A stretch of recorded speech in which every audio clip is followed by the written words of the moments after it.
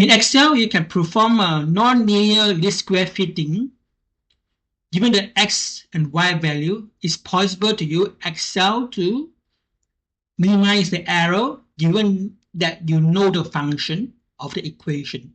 For example, the function equation is this one, and you can use Excel to minimize the so-called SS error in order to find the value of A and B.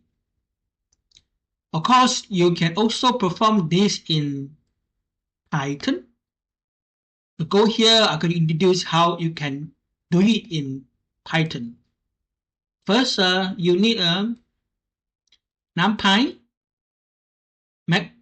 Matplotlib library, and most important thing is SciPy Optimize, import curve fit. This curve fit allows us to fit whatever function we want. So, first of all, I want to load the data. My data is data.text skip row 1. What does it mean? Okay, when you look at the data, let's see. Okay, so these are the data copy for x and y. So x and y is just a label, so that's why I need to skip row 1 in order to do that, so that it can start reading the rest of data.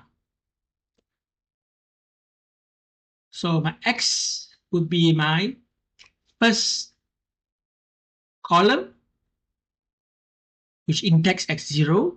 Y is my second column, which index x1. I want to create a function to fit the data and plot the result. So I use curve fit function xy.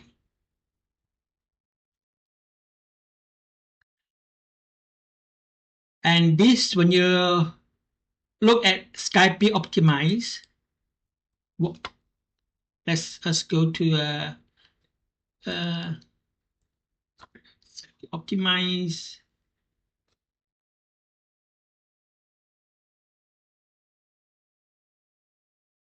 Okay.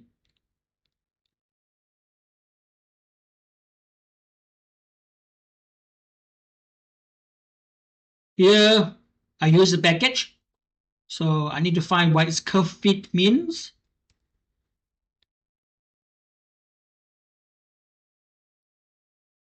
Curve fit.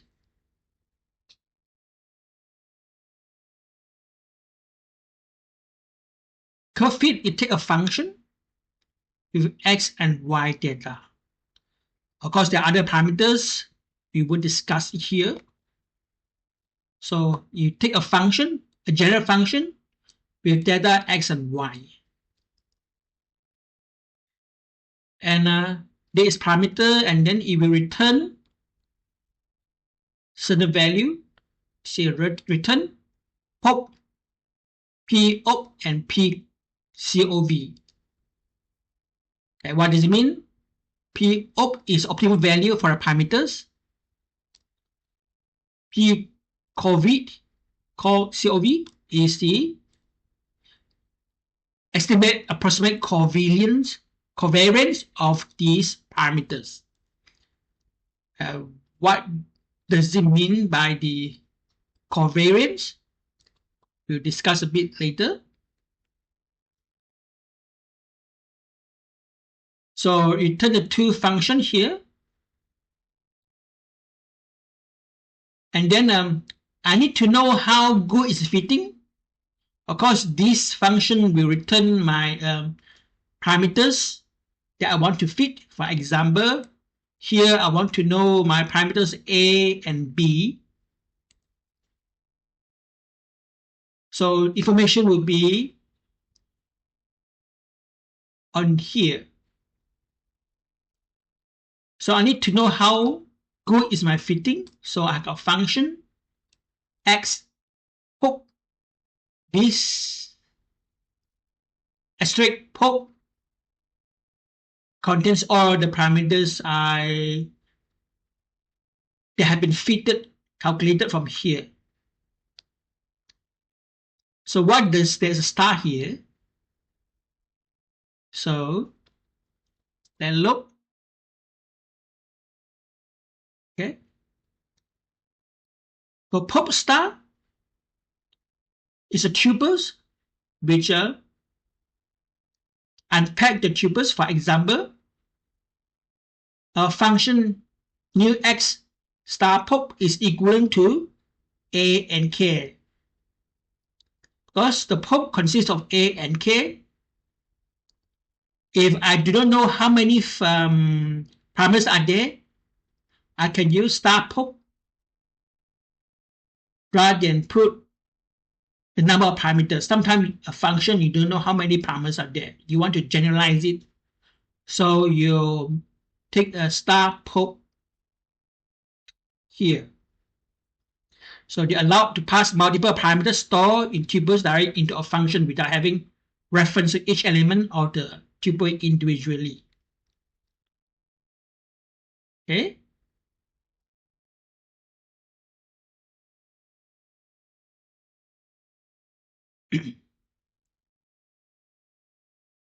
Then I got predicted value based on my known x. Then got R equal to NP correlation coefficient between the y from the data and the predicted value based on the equation or the function and based on the calculated parameters on the curve fit. So this allows us to know how close is my correlation. So to understand more about the NP correlation coefficient, so we go to this one. Okay. NumPy correlation coefficient is given by this equation. So it is a Witten-Pearson product moment correlation coefficient, where Rij is a matrix. Okay. In our case, the 4 times 4 matrix with R value, 2 times 2 matrix with R value can take between value -1 and 1. We have a Cij element. What this Cij element means is a covalent matrix. So you get element of x, I, xj, for example, x and y value. So it's the covalence between x and y. What is the relationship between x and y?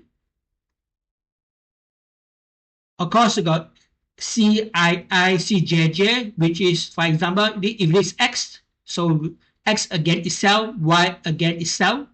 So usually you end up having a 2 times 2 matrix where Cii, Cjj are 1. What you're interested is Cij only. That's what. That's why we are interested to get the element of a 0, 1 and square it. Okay, so that I get R square. Okay. Also we call it coefficient of determination, R square. Print out. I have a fit parameters which is given in a pop PO.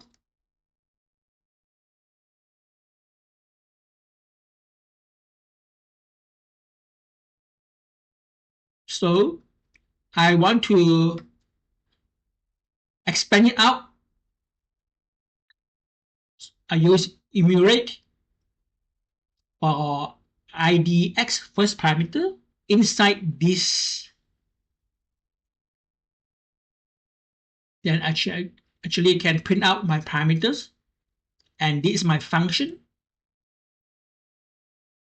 I define my function on here. Okay, x a b. Then I already define a function. Then I put draw graph function xy. Return this value, and then I want to draw a graph. So I get link space from 0 to maximum x, 100 points. And then I want to draw a graph based on this x, new x, and the function. This gives me the label fit curve. Then I want to draw a graph with an x and y limit. So my x limit is from 0 to maximum y with times 1.1. And then I want to draw the raw data, PLT scatter. Then I'll put all the label, legend, and show. So this is what we get. You can see the R square is very good. The first parameter is minus 0.189. The second parameter is 1.05.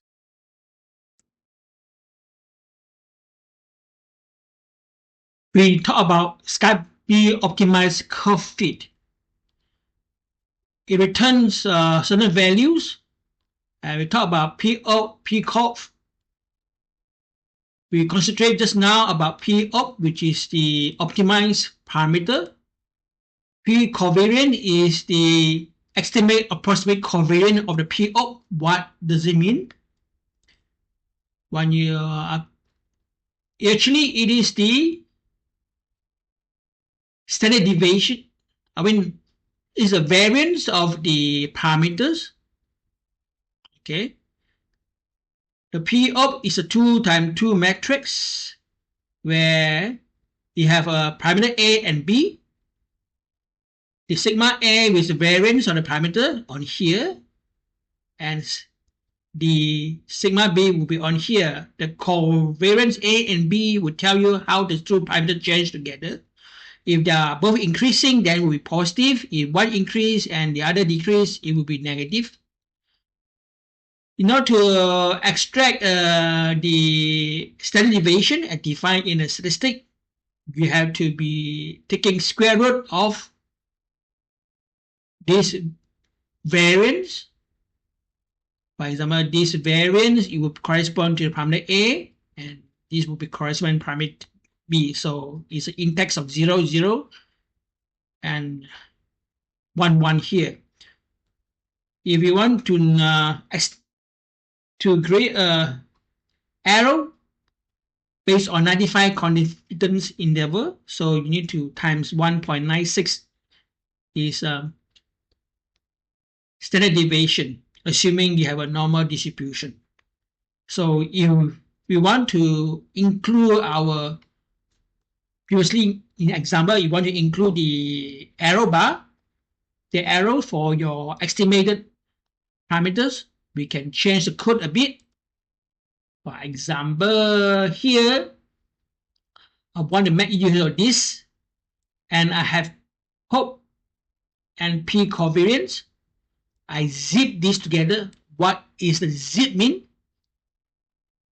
So look at example. For example, I have a P-op of this value and P covariance of this value. You see 1, 2, 3, 1, 2, 3 element, but in here you have a 3 numbers. So I zip together. Okay, I will form tuples. The first tuple will correspond to this 1.5. The second tuple will be correspond to 2. So they are matched together.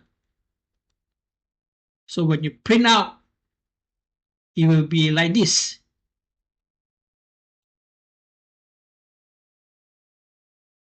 They are both matched together, and that's why we zip here in order to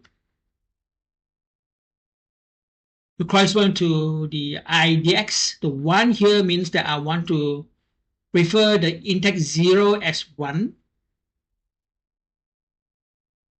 Then I can print my data in 3 significant figures. And you can see I have parameters plus minus and plus minus with the arrow bars here. R square 0.99.